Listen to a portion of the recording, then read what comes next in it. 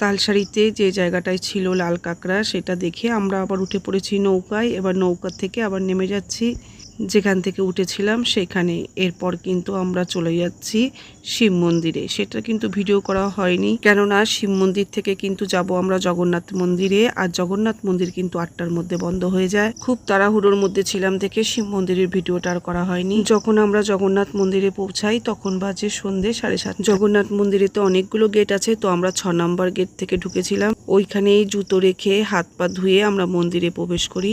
আমরা তো জানি না কোন গেট থেকে ঢুকলে সুবিধা হবে, তবে যে আমাদের টোটো চালক দাদা ছিলেন সেই বলল 6 নম্বর গেট থেকে আপনারা যান, আপনাদের সুবিধা হবে। তো ওই দাদার কথা মতনই কিন্তু আমরা 6 নম্বর গেট থেকে মন্দিরে প্রবেশ করলাম। মন্দিরের বাইরেটা তো ভিডিও করতে দিয়েছে, কিন্তু ভেতরে তো কোনো ভিডিও করতে দিচ্ছিল না। মন্দিরের ভেতরটা তো অপূর্ব সুন্দর, যেটা কিনা কোনো ভাষায় প্রকাশ করা যায় না নিজের চোখে না দেখলে।